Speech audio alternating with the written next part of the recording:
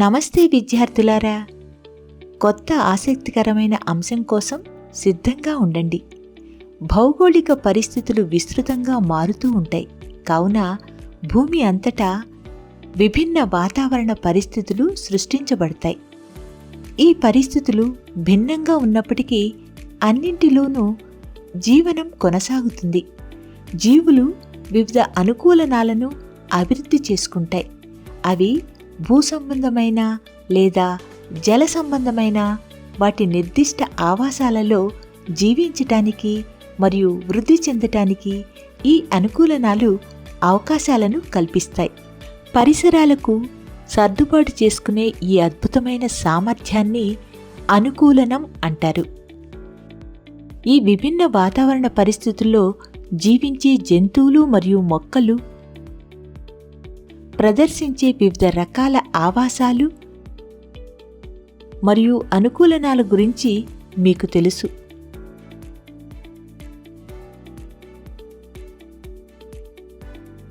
జంతువులు మరియు మొక్కలను వివిధ సమూహాలుగా వర్గీకరించడానికి అనుమతించేందుకు అనేక లక్షణాలున్నాయి. ఈ సెషన్కు స్వాగతం. ఇక్కడ మనం 6వ తరగతి సామాన్య శాస్త్రంలోని పాఠంలో జీవులలో వైవిధ్యం మరియు వాటి వర్గీకరణ అనే అంశాన్ని గూర్చి తెలుసుకుందాం. అభ్యాస ఫలితాలు. ఈ అంశాన్ని నేర్చుకున్న తరువాత మీరు వీటిని చేయగలుగుతారు. పోషణ ఆధారంగా మొక్కల వర్గీకరణను అర్థం చేసుకోగలుగుతారు. నిర్మాణం ఆధారంగా మొక్కల వర్గీకరణను గుర్తించగలుగుతారు. జీవితకాలం ఆధారంగా మొక్కల వర్గీకరణను గుర్తించగలుగుతారు. జంతువులను వాటి పరిమాణం మరియు నిర్మాణం ఆధారంగా వర్గీకరించగలుగుతారు. పునరుత్పత్తి ఆధారంగా జంతువుల వర్గీకరణను వివరించగలుగుతారు. కీలక పదాలు: స్వయం పోషకాలు, పరపోషణ జీవులు, క్రిమి సంహారక, బహువార్షికాలు, తీగలు,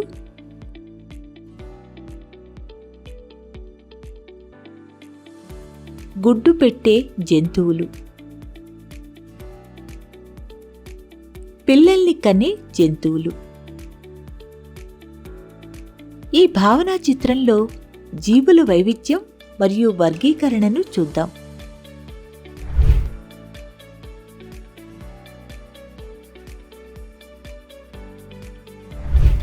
మొక్కల వైవిధ్యం మరియు వర్గీకరణ.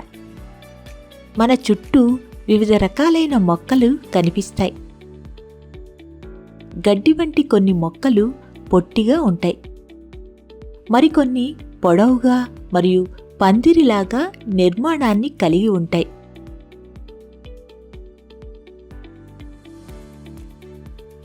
కొన్ని మొక్కలు నీటి అడుగున పెరిగితే మరికొన్ని మొక్కలు నీటిపై తేలియాడుతూ ఉంటాయి. కాక్టి వంటి కొన్ని మొక్కలు ఎడార్లలో కూడా జీవించగలవు.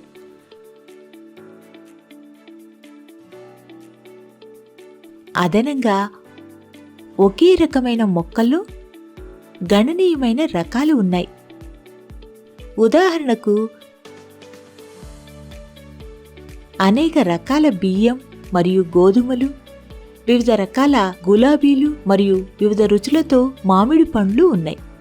మీరు పూర్వపు అంశాల్లో నేర్చుకున్నట్లుగా మొక్కలలోని ఈ వైవిధ్యం వివిధ ఆవాసాలు మరియు వాతావరణ పరిస్థితుల ద్వారా ప్రభావితం అవుతుంది.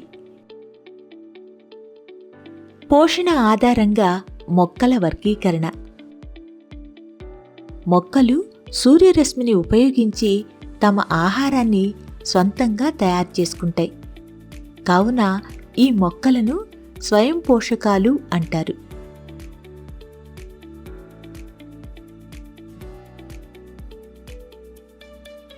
ఆటోట్రోఫిక్ మొక్కలకు ఉదాహరణలు మందార, దానిమ్మ, నిమ్మ మరియు గుమ్మడికాయ.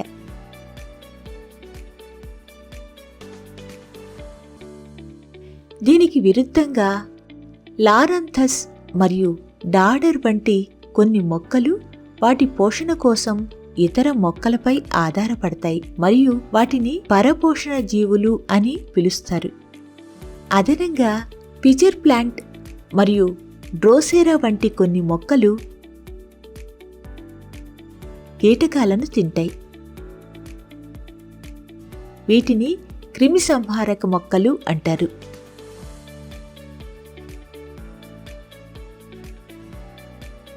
మొక్కల వైవిధ్యాన్ని అధ్యయనం చేస్తున్నప్పుడు వాటి నిర్మాణం, అవయవాలు మరియు ఇతర లక్షణాల్లో సారూప్యతలు మరియు వ్యత్యాసాల ఆధారంగా సౌలభ్యం కోసం మొక్కలు వర్గీకరించబడ్డాయి. మన పరిసరాల్లో ఉన్న మొక్కల ఆకారం మరియు ఎత్తులో తేడాలను మనం సులభంగా గమనించవచ్చు. కొన్ని మొక్కలు గట్టి మరియు బలమైన కాండం లేదా ట్రంక్తో పొడవుగా పెరుగుతాయి.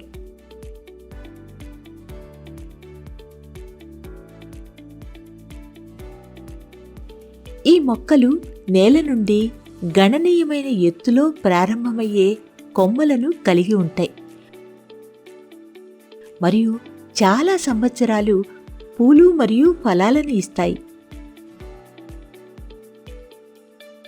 అటువంటి మొక్కలను చెట్లు అంటారు. చెట్లు పొడవైనవి, పెద్దవి మరియు బహువార్షికాలు, అంటే అవి చాలా సంవత్సరాలు జీవిస్తాయి. కొన్ని మొక్కలు భూమికి దగ్గరగా పెరుగుతాయి మరియు ఆధారం దగ్గర కొమ్మలను ఉత్పత్తి చేస్తాయి. అవి చెట్ల కంటే పొట్టిగా మరియు చిన్నవిగా ఉంటాయి, కానీ మందపాటి మరియు గట్టి కాండం కలిగి ఉంటాయి. ఈ మొక్కలను పొదలు అంటారు. ఉదాహరణలలో గన్నేరు, మందార, లాంటానా మరియు గులాబీ ఉన్నాయి. పొదలు 2 నుండి 3 మీటర్ల ఎత్తు వరకు పెరుగుతాయి. గుల్మాలు సాధారణంగా 1 నుండి 1.5 మీటర్ల ఎత్తు వరకు పెరుగుతాయి. చెట్లు మరియు పొదల యొక్క గట్టి కాండం వలె కాకుండా గుల్మాలు కాండాలు ఆకుపచ్చగా మరియు వంగిపోతూ ఉంటాయి. గుల్మాలు కొన్ని నెలలు లేదా 2 సంవత్సరాల వరకు జీవించవచ్చు. కొన్ని పాకే మొక్కలు పెరగటానికి నిలువు మద్దతు అవసరం, మరికొన్ని నేలపై విస్తరిస్తాయి.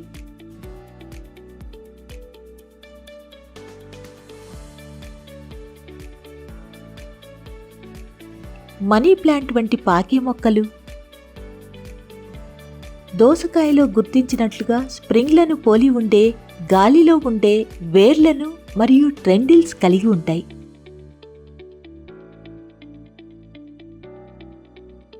మొక్కలు వాటి జీవిత చక్రం లేదా జీవిత కాలం ఆధారంగా వర్గీకరించబడ్డాయి.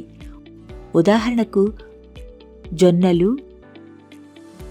గోధుమలు, మొక్కజొన్న, ముల్లంగి మరియు బంతిపువ్వు వంటి పంటలు వేర్వేరు జీవితకాలం కలిగి ఉంటాయి. జొన్నలు మరియు పొద్దుతిరుగుడు వంటి మొక్కల జీవిత చక్రం 1 సంవత్సరంలో పూర్తవుతుంది.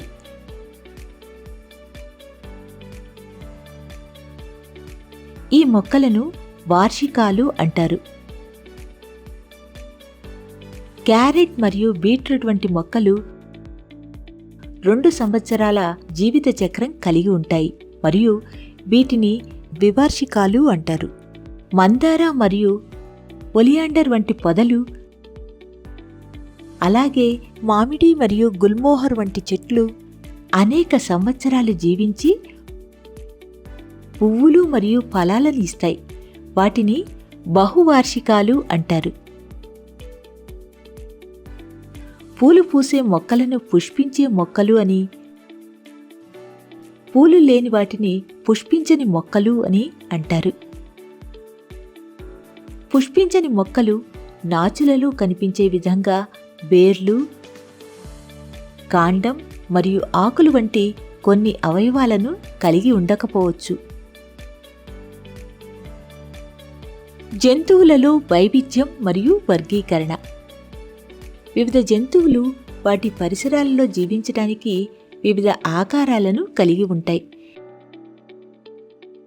జంతువుల శరీర నిర్మాణాలలో గొప్ప వైవిధ్యం ఉంటుంది.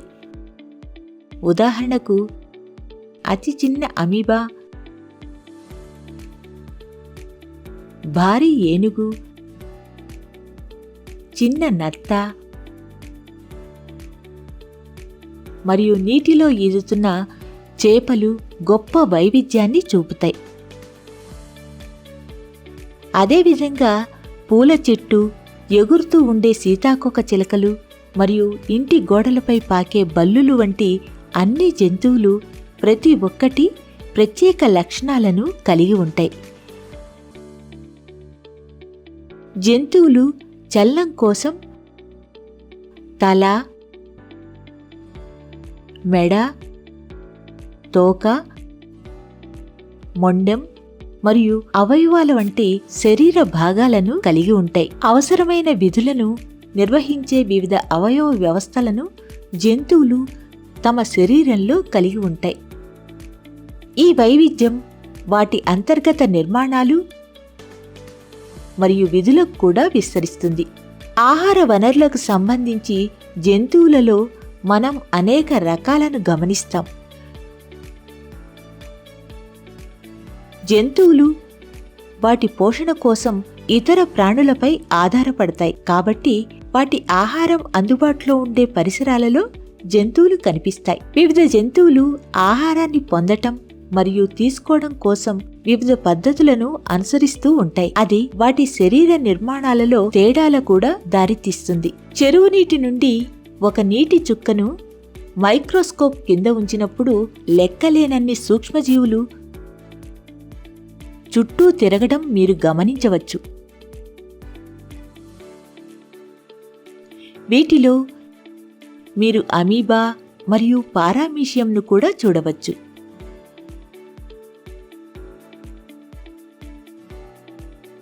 ఇవి ఏకకణ జీవులు, అంటే అవి ఒకే కణంతో రూపొందించబడ్డ ప్రాణులు.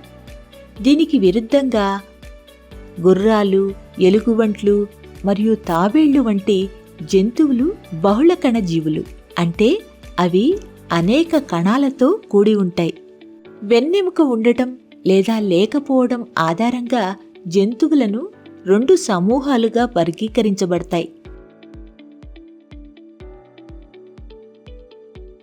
వీటిని సకశేరుకాలు మరియు అకశేరుకాలు అంటారు. పాములు, పక్షులు, చేపలు, కంగారులు మరియు మానవులు వంటి జంతువులను సకశేరుకాలు అని అంటారు. అవి వెన్నెముకను కలిగి ఉంటాయి.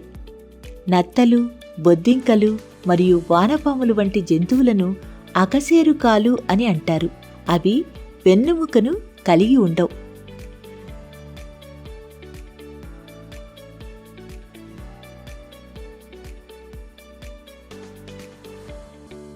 తమలాంటి కొత్త జీవులను సృష్టించే ప్రక్రియను పునరుత్పత్తి అంటారు.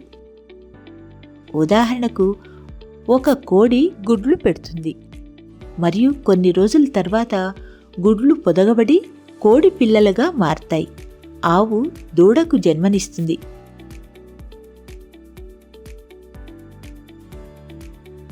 అవి ఎలా పునరుత్పత్తి చేస్తాయనే దాని ఆధారంగా జంతువులు 2 రకాలుగా వర్గీకరించబడ్డాయి.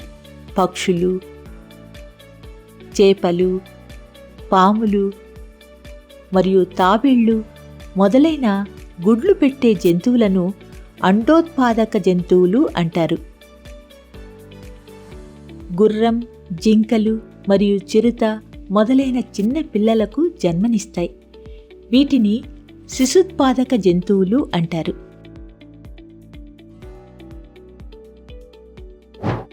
జంతువులను వాటి ఆవాసాల ఆధారంగా 3 ప్రధాన రకాలుగా వర్గీకరించవచ్చు.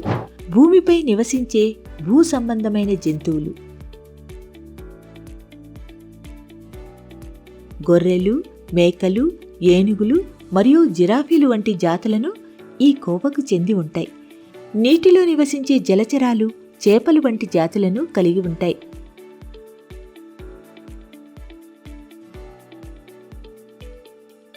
ఉభయచర జంతువులలో కప్పలు, మొసళ్ళు మరియు తాబేళ్లు ఉంటాయి.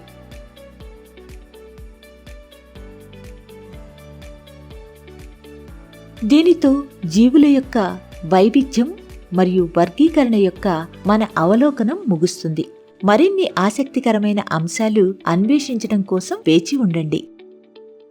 గుర్తుంచుకోవలసిన అంశాలు: మొక్కలు వాటి ఎత్తు మరియు కాండం ఆకారం, జీవించే కాలం మరియు ఆవాసాల ఆధారంగా వర్గీకరించబడతాయి. కణ నిర్మాణం, వెన్నెముక ఉన్నది లేనిది, పునరుత్పత్తి పద్ధతి మరియు ఆవాసాల ఆధారంగా జంతువులు వర్గీకరించబడ్డాయి.